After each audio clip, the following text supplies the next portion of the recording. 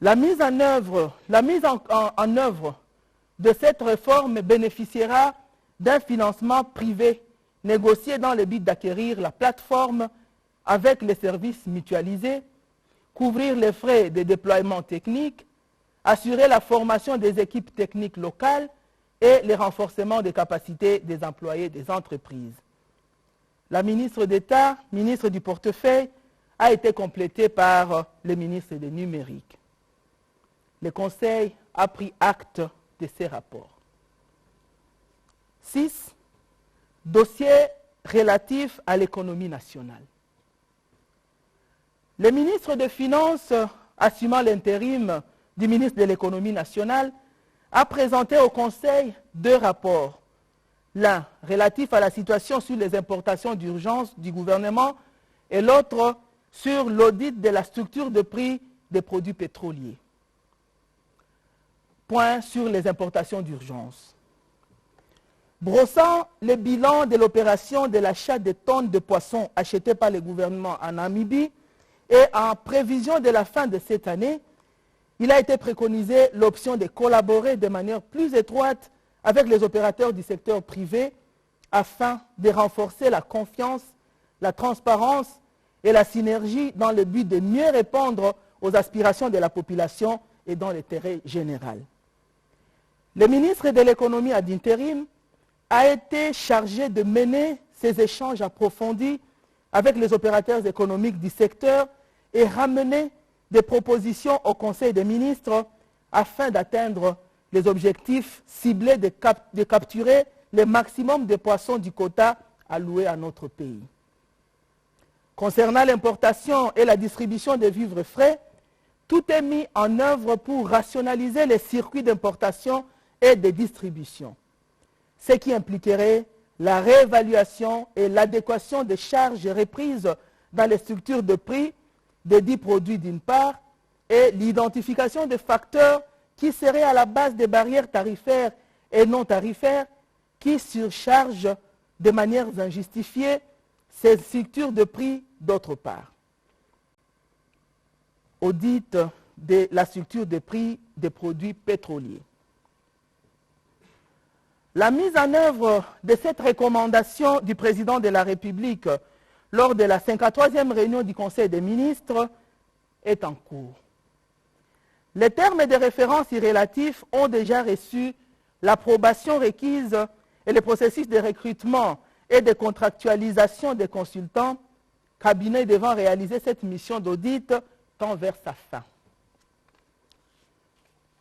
Le ministre de l'économie nationale ad intérim a rassuré que la finalisation de ces processus en cours est une condition essentielle de la maîtrise de l'approvisionnement du pays en ces produits stratégiques et des prix pratiqués aux consommateurs dans le contexte de la crise ukrainienne.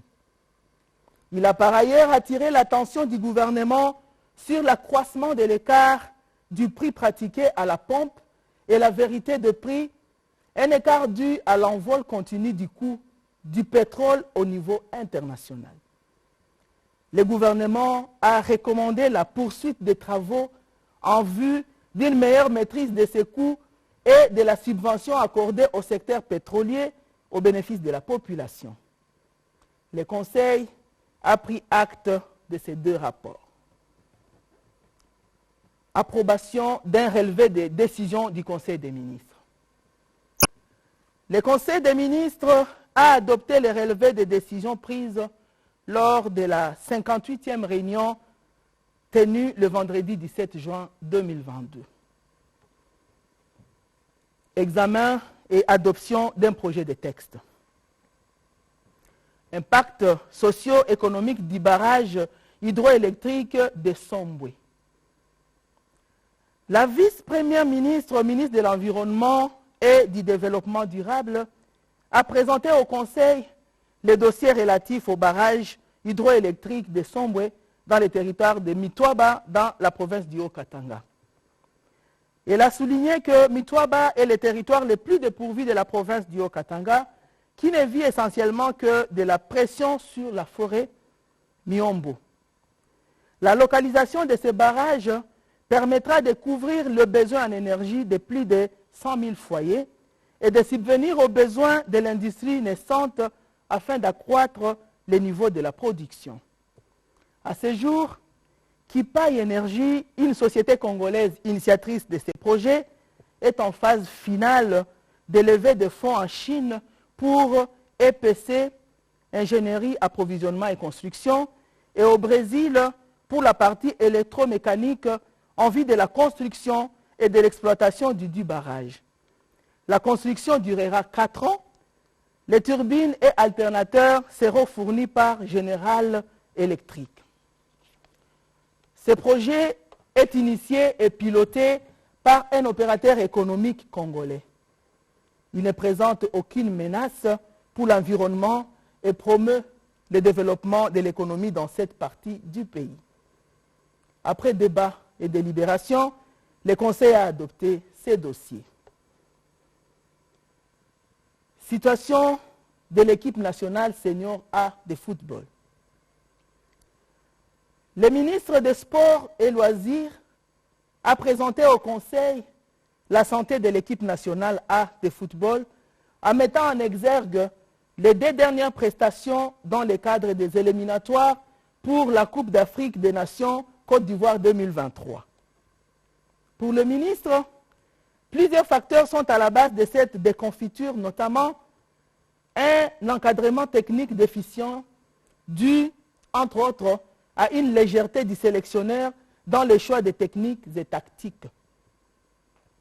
Une fédération polluée par des relations tumultueuses avec ses correspondants internationaux, CAF, FIFA, et à l'exclusion de certains de ses membres influents. Pour ce faire, le ministre a informé le gouvernement de sa décision de résilier les comptes congolais en vue de réfléchir sur l'avenir de notre sélection nationale. Après débat et délibération, le Conseil a adopté ces dossiers. Commencée à 11h25, la réunion du Conseil des ministres a pris fin à 15h42. Je vous remercie.